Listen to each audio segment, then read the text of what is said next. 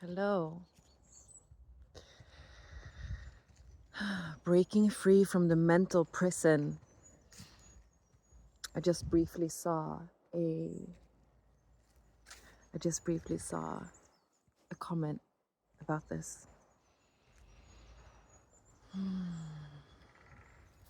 What about when you're tired and you slip into the mind? How do we break free from the mental prison? I want to flip this for you and suggest that there is no such thing as a prison of the mind. It is from where you're looking that it looks like this. But mind, just like everything else, is part of the divine, is part of you. You in the sense of consciousness being that you are, not the person that you believe yourself to be.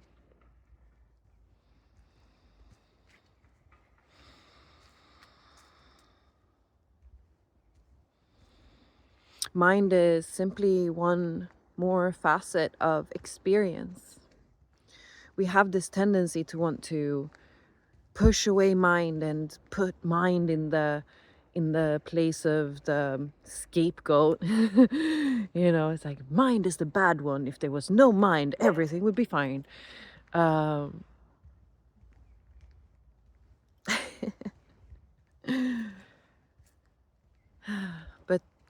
there is mind. There is mind. So deal with it. I mean this in the best of ways.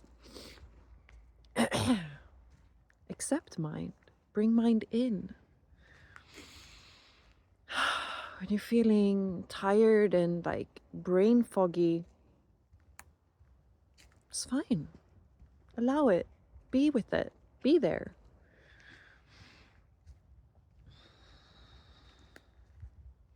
The best thing that we can do for ourselves, if we're still in the experience of being a separate being, is to ask ourselves, is to investigate and explore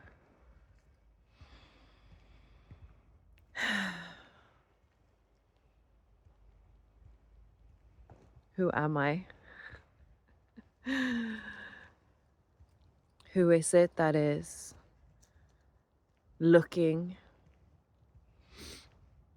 really, or perhaps even not who is it that is looking, but who is it that is seeing? Who is it that is experiencing all of the sensations when you receive smell into your system? Who is it that knows that experience? Not who comments on it. That's mind. Mind can do whatever it likes.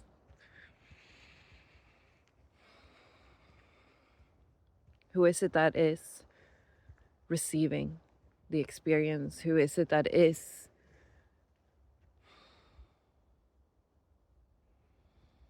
who's holding the whole experience? Who's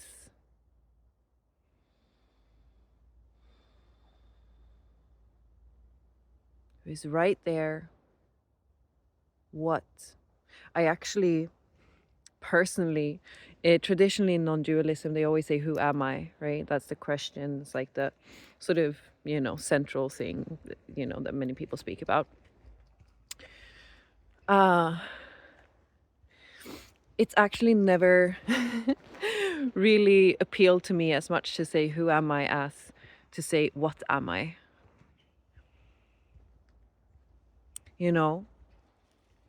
Yes, there can be a sense of self. And we can ask from the sense of self, who am I? Am I Emma?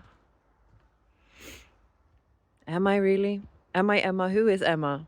What is Emma? Emma.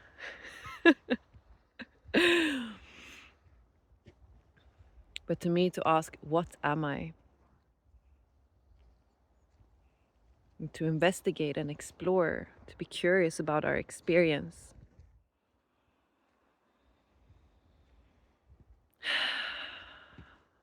And to really look at the one that is looking, see the one that is seeing.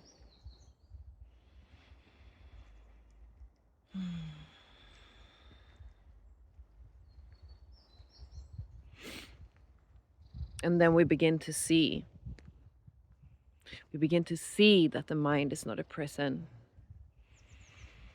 because we are observing the mind. Who is it that is observing the mind? Who is it that knows the mind exists? Who is it?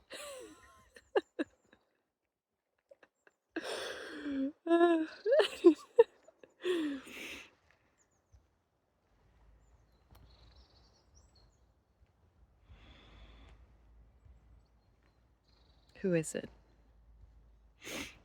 that sees mind? Who knows mind? Who knows thought? Because you are not thought, right? If you can look at it, it's not what you are.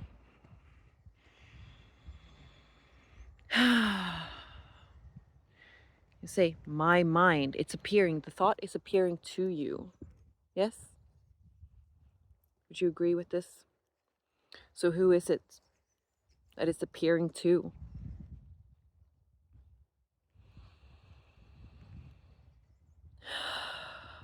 And that is who you are. That is freedom. That is open space. That is being.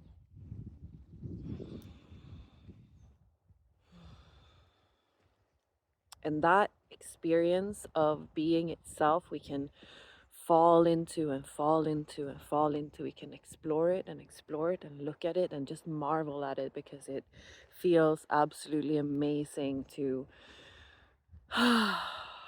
just be. And all the experiences come in and melt into one, and it's this seamless, beautiful experience of aliveness. This is where we see that everything is perfect. This is where we see that there's nothing to change, there's nothing that's good, there's nothing that's bad. It is, and it's beautiful.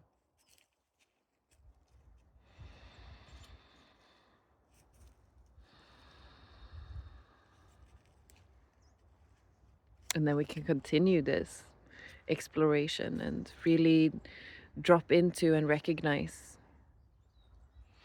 that this is who we are, this is what we are. And our identity shifts. It's not about going into a state of being. It is recognizing that you are being.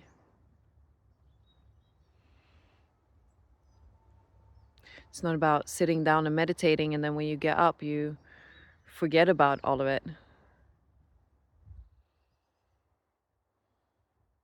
Meditation is a tool for being curious, for looking.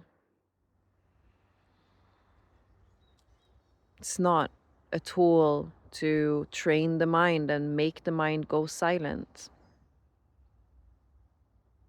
It is a tool for recognizing what you are.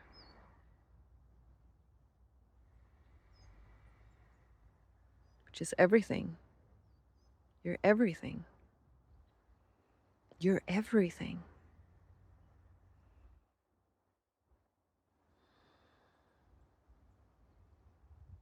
Be curious.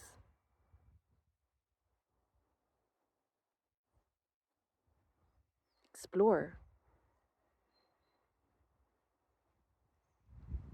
Find out for yourself. All my love. Blessings.